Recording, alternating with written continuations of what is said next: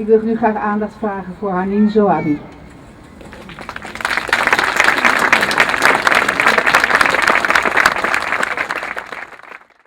You are so sorry that I will not speak in Dutch, and I'm so sorry that I will not speak in Arabic, so I will speak in English.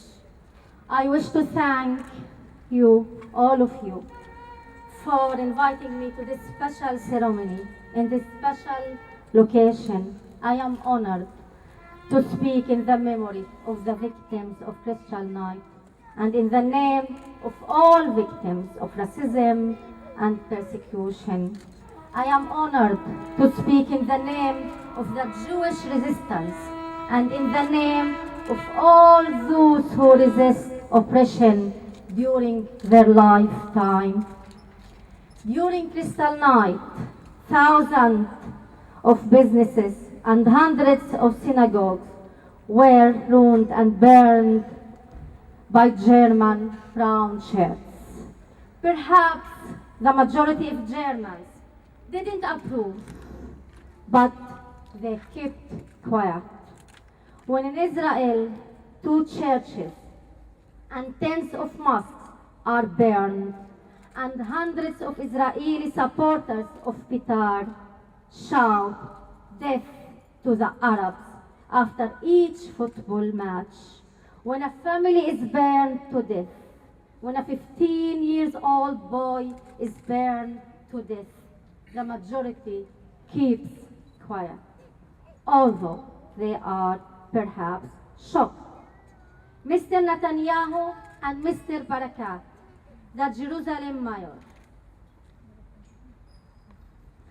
Jerusalem mayor, called upon civilians to carry weapons and received full support for their request from Moshe Ya'alon, the Minister of Defense, and from Yuval Diskin, the previous head of the Israeli intelligence service. When Mr. Netanyahu calls the Jewish citizens to vote because, and I am quoting, the Arabs are racing to the ballot boxes. When Israel's Minister of Education, Mr. Bennett, declares, and I am quoting, that it is okay to kill Arabs, I am actually done so several times. When Mr. Lieberman says to use hatchet, the remarks indicate the central lesson from Crystal Night has not been learned. Crystal Night didn't suddenly fall from the sky, come out of nowhere. It was the result of a development over time. And we can see a similar development happening in Israel over the last several years. The quotes I just presented to you justify the use of violence towards Palestinians. Yet, the public keeps quiet.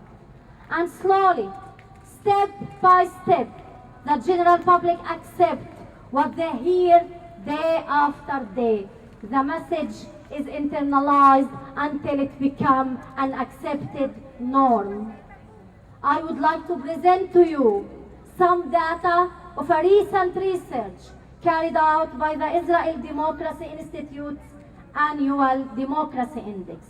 A majority of Israel's Jewish citizens agrees to place the Arab Palestinian citizens of the state under arrest in case of war with the Arab countries. The majority of the Israeli public believes that Jewish Zionist values are more important than democratic values.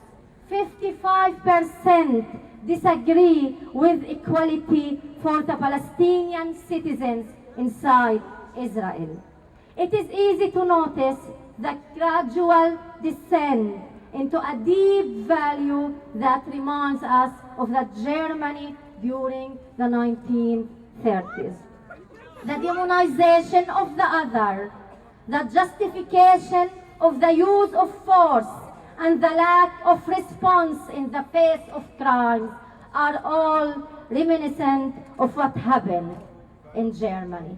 So 2 weeks ago, Haktom Zarhom, Eritrean refugee, was launched by a mob in the Beersheba Central Bus Station. The general public conceived of the event as a case of mistaken identity. The mob thought he was a Palestinian, means a terrorist, and not an innocent Jew. However, what is truly shocking is that the public wasn't shocked by the act itself, but by the mistake in identifying. Thus, if the victim had been a Palestinian, there would have been no problem at all. I can give you many more examples from which can be learned that the state of Israel is passing quickly through similar phases, so don't keep silent. It is not de facto racism.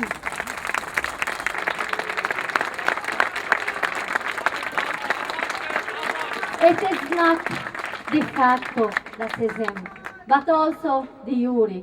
What we are facing is a political culture which started with the very definition of the ideology of the state, which can be summarized in one sentence: to provide and guarantee privileges of the Jewish population by means of 80 laws. 80 laws in Israel guarantee privileges to the Jews. Each law by itself is perhaps not so problematic. However, when one looks upon the total of these 80 laws and law amendments, one can but understand the seriousness of the situation. I would need a few hours to go over all the laws, and my time is limited, so let me give you just a small example. There is a law that enables civil lawsuits against anyone who calls for boycott. Boycotting is a peaceful tool of civil political struggle. Yet in Israel, the call for a boycott has been effectively silenced by the law. Or let me tell you about villages. Villages in Israel that have special admission committees in order to filter out Palestinian citizens who want to move there. Can you imagine a village in Holland? Can you imagine a village in Holland having an admission committee that allows the local villagers to prevent people, Jews for example, from coming to live there on the basis of ethnicity, race, or religion? In Israel, the police must record their investigations, but not in case of people who are suspected of security offenses. This creates an opportunity for abuse and even torture of suspects. And it is also legal to prevent suspects of security offenses to meet with their lawyers. The risk is great indeed. I can go on, but here is my last example. If you are married to a spouse from the Palestinian territories, you are not eligible for family reunification. Settlers who live in the territories and marry a spouse who live inside Israel don't experience that problem, but Palestinians do, because they are Palestinians. The question is, will we be able to stop this? Will we be able to learn Crystal Night that we must not kill, that we must not be racist, and when faced with atrocities, we must not keep quiet. Otherwise, we become responsible. If you are silent in the face of racism and discrimination, you are responsible. I am Haneen Zoabi.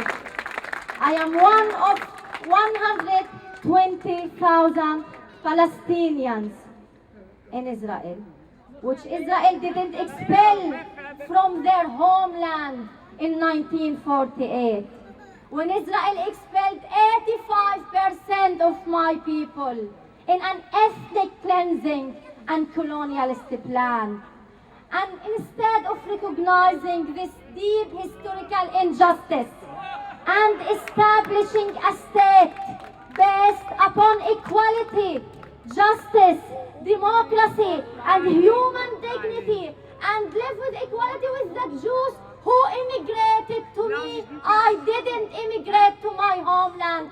Israel must remember, it was Israel who immigrated to me. I didn't immigrate to my homeland.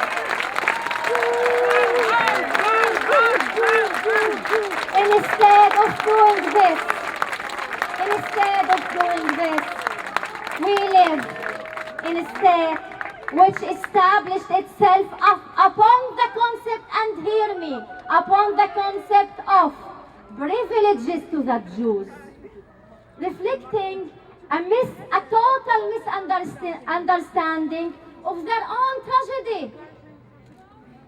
What should be learned, what should be understood from the oppression, from the persecution, from the murder of the European Jews, is not to give privileges to the Jews, but to live in equality. One cannot face racism towards you by practicing racism towards others. In the contrary, one should face racism by seeking, demanding, and practicing equality and democracy and justice for all. This is so simple. We must learn justice from this disaster and from these tragedies. What I receive as a Palestinian is a state promoting the belief that in order to compensate the Jews, I must suffer and I must experience racism similar, and we are not comparing, and there is no human reason to compare a suffer with a suffer. It is a suffer, and that I must suffer. As a Palestinian who has nothing to do with the racism that lit the Crystal Night, I identify with the victims. And I am struggling their struggle.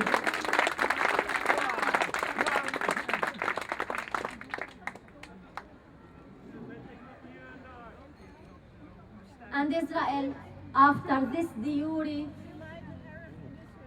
racism, and after establishing its ideology upon privileges to the Jews, went on and went one step further. It occupied my people in '67 in the West Bank and Gaza and East Jerusalem, conducting massive crimes against humanity, war crimes, confiscating land, building settlements, exposing people to the violence of the settlers, putting my people into a siege, preventing basic human rights, dignity and freedom. During the last Gaza war, Israel has killed 2,200 Palestinians, 500 children. And the killing hasn't stopped. Each day Palestinians are killed. So, yes, and they call me terrorist. Yes, this is the truth. They are killing us, and they call us terrorists. Yes, exactly, this is the reality. This is our reality. They kill us, and they call us terrorists. So, and I am speaking to human beings. I am speaking to human beings. What can we do? Expect for struggling within the constraints of international law. What do you expect us to do? This is the least thing we can do as a human being.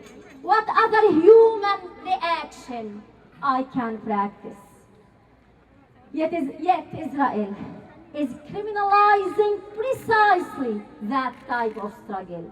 which any one of you would undertake if faced with a similar situation, carrying the same harsh memory of Crystal Day.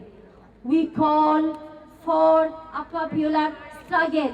Yes, we call for a struggle within international law, and it is not a call for violence. It's a call for freedom. It's a call for justice, not for violence.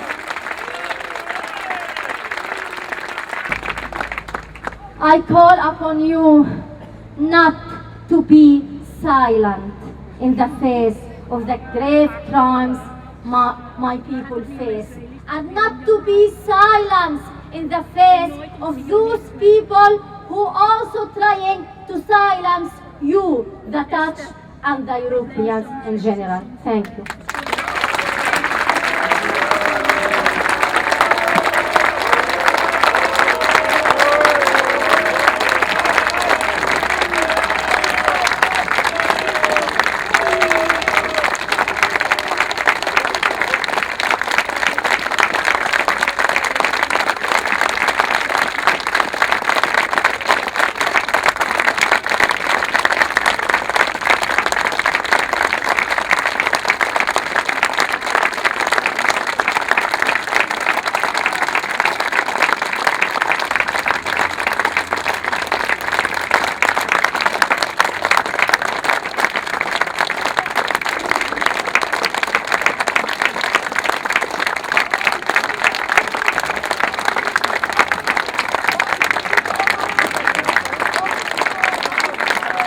Haneen, look at all the solidarity here, bro.